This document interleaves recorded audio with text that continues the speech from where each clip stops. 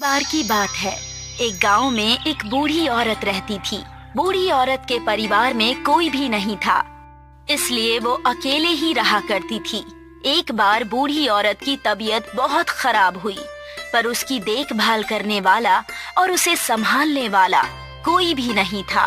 बूढ़ी औरत एक बच्चे को आवाज लगाती है, बेटा मेरे लिए कुएं से एक बाल्टी पानी ले आना। लड़का बूढ़ी औरत के पास आता है। बाल्टी तो आधी भरी हुई है, आप इतने पानी का क्या करोगे? बेटा मैंने अपने बगीचे में बहुत से पौधे लगाए हैं और अब वो सूख रहे हैं, मुझे उनको पानी देना है। अरे दादी, आपकी तो जाने की उम्र हो गई है, पौधे लगाकर क्या करोगी? वैसे भी ये पौधे आपके किसी काम नहीं आने वाले। ये कैसी बात कर रहे हो बेटा, मैं इतनी जल्दी नहीं मरने वाली। देखना, इन पौधों के फल खाकर ही मरूंगी। अगर ऐसी बात है तो ठीक है, फिर इन पौधों में पानी भी आप ही डालिए। बेटा मेरी तबीयत खराब है, तुम अगर कुएं से एक बाल्टी पानी लाकर दोगे तो मैं खुद ही पौधों में पानी दे दूंगी। आप खुद ही लेकर आइए ना, मैं कहीं नहीं जाने वाला। इतना कहकर वो लड़का बूढ़ी औरत के घर से चला जाता है। हे भगवान, ये क्या हो गया है आजकल के बच्चों को, बड़ों की जरा भी बात नहीं सुनते।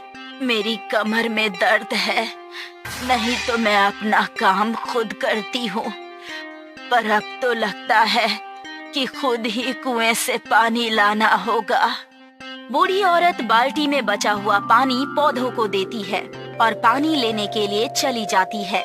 कमर में दर्द होने की वजह से बूढ़ी अम्मा ने एक लाठी भी साथ में रखी है। लाठी को अपना सहारा बनाकर बूढ़ी अम्मा कुएं से पानी निकालती है और पौधों को सींचती। अम्मा ने एक लाठी भी साथ में रखी है। लाठी को अपना सहारा बनाकर बूढ़ी अम्मा कुएं से पानी निकालती है और पौधों को सींचने लगती है। धीरे धीरे काम करने से अब बूढ़ी अम्मा की तबीयत में सुधार आने लगा था। हे भगवान, तेरा लाख लाख शुक्र है कि अब मेरी तबीयत ठीक हो रही है। लोग सही कहते हैं कि काम करने से कोई बीमारी नहीं लगती। आज के बाद मैं बहुत सारे काम करूंगी जिससे मेरी हालत ठीक हो जाएगी। अगले दिन से बूढ़ी अम्मा ने सुबह जल्दी उठना शुरू किया। बूढ़ी अम्मा सूरज उगने से पहले ही उठ जाती और घर के छोटे मोटे काम कर लेती। अब थोड़ा योगा भी कर लेती हूँ जिससे मेरा शरीर स्वस्थ रहेगा। घर के छोटे मोटे काम निपटाने के बाद बूढ़ी अम्मा योगा करने लगी। योगा खत्म होने के बाद बूढ़ी अम्मा ने स्नान किया और पूजा करने के लिए मंदिर चली गई। हे भगवान, आप बस मेरी तबीयत में थोड़ा सुधार कर दीजिए, मैं तो और 100 साल जी लूंगी।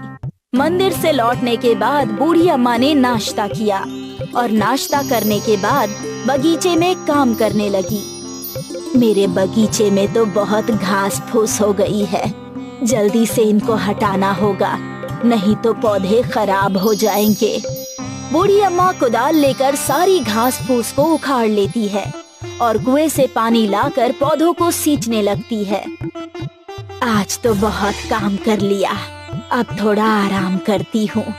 बगीचे का काम निपटाने के बाद बूढ़ी अम्मा घर में आराम करने चली गई। इसी तरह से बूढ़ी अम्मा अब हर दिन अपना काम पूरी मेहनत और लगन से करने लगी। बूढ़ी अम्मा को इस तरह से काम करते देख गांव वाले उसका मजाक उड़ाने लगे। अरे ये बूढ़ी अम्मा इस उम्र में भी इतना काम करती है, लगता है ये अपनी शादी की तैयारियां कर रही है। इस आदमी की बात सुनकर सभी लोग ठहाके मारकर हंसने लगे। अरे भाई, सही कहा आपने, भला इस उम्र में भी कोई काम करता है क्या? अब हमें ही देख लीजिए, हम तो जवान हैं, हट्टे कट्टे हैं, फिर भी कोई काम नहीं करते। हाँ, पर एक बात है गुरु, इस बुढ़िया को मानना पड़ेगा। ये सुबह रोज जल्दी उठ जाती है और फिर हमेशा मंदिर भी जाती है, अपने सारे काम खुद से करती है। पता नहीं इसके दिमाग में क्या चल रहा है यार, पता नहीं। मुझे लगता है बुढ़िया जवान होती जा रही है। क्या कहते हो भाई साहब? क्या कहा? जवान होती जा रही है? क्या जवान होकर चांद पर जाने की तैयारी करेगी? अरे चलो उसी से पूछ लेते हैं। चलो। ये दोनों आदमी बूढ़ी अम्मा के पास आए।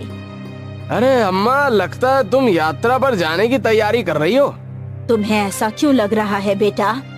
अरे तुम इतना काम करती हो, क्या करोगी ये सब करके? वैसे भी अब तुम्हारी ऊपर जाने की उम्र हो रही है, अब बस कुछ ही दिनों के मेहमान हो तुम। ठीक कहा ना भाई साहब मैंने? हाँ भाई साहब, ठीक कह रहे हो। अम्मा की उम्र देखकर तो लगता है शाम तक लुढ़क जाएंगी। नहीं बेटा, ऐसा नहीं है। मैं तो अभी 100 साल और जीऊंगी। अरे तुमको भगवान ने 100 साल जीने का आशीर्वाद दिया है क्या? है? कुछ ऐसा ही समझ लो बेटा। तुम्हारी समझ में तो ये बात नहीं आएगी। उड़ा लो मेरा जितना मजाक उड़ाना है। ये बेचारी बुढ़िया तुम्हारा कर भी क्या सकती है। दोनों आदमियों ने बूढ़ी अम्मा का बहुत मजाक उड़ाया और इसके बाद दोनों शराब पीने के लिए चले गए। बूढ़ी अम्मा को इनकी बात का बुरा लगा और वो यहाँ से सीधी मंदिर चली गई। हे भगवान, मैं इतनी मेहनत करती हूँ और इस गांव के लोग बहुत कामचोर हैं। उसके नत करती हूँ और इस गांव के लोग बहुत कामचोर हैं। उसके बाद भी ये लोग मेरा मजाक उड़ाते हैं। मेरी तो किसी से कोई दुश्मनी भी नहीं है, फिर भी सभी कहते हैं कि मैं मरने वाली हूँ। बूढ़ी अम्मा की बात सुनकर भगवान प्रकट हो जाते हैं और बूढ़ी अम्मा से कहते हैं, जैसा तुम सोच रही हो ऐसा कुछ भी नहीं है। आज के बाद तुम जितना काम करोगी, जितनी मेहनत करोगी, तुम उतनी ही जवान होती जाओगी। भगवान का आशीर्वाद और प्रसाद लेकर बूढ़ी अम्मा घर आई और अपने हमेशा के काम करने लगी। भगवान के आशीर्वाद और मेहनत करते जाने से उसकी उम्र कम होती जा रही थी और देखते ही देखते एक हफ्ते में बूढ़ी अम्मा की उम्र 50 साल हो गई और उसकी बहुत सारी बीमारियां भी खत्म हो गई। अब बूढ़ी अम्मा की कमर भी सीधी हो गई थी। अपने शरीर में ये बदलाव देखकर बूढ़ी अम्मा और ज्यादा मेहनत करने लगी और 1 महीने में बूढ़ी अम्मा की उम्र 30 साल की हो गई। अब बूढ़ी अम्मा पूरी तरह से जवान और खूबसूरत हो गई थी। दूसरी तरफ वो 2 आदमी जो मेहनत नहीं करते थे और काम चोरी करते थे और नशा करने की वजह से उन दोनों आदमियों को बीमारी लग गई, जिससे उनकी कमर टेढ़ी हो गई और उन्हें अब झुककर चलना पड़ता था। एक दिन जब वो बूढ़ी अम्मा के घर के सामने से गुजर रहे थे तो उसे देखकर दोनों चौंक गए। अरे ये बुढ़िया तो जवान हो गई। अरे मूर्खों, मैं तो बूढ़ी कभी थी ही नहीं। मैंने तो अपने आप को हमेशा जवान समझा और मेहनत की और उसका फल मुझे ये मिला। पहले मैं दिमाग से तो जवान थी ही और अब शरीर से भी।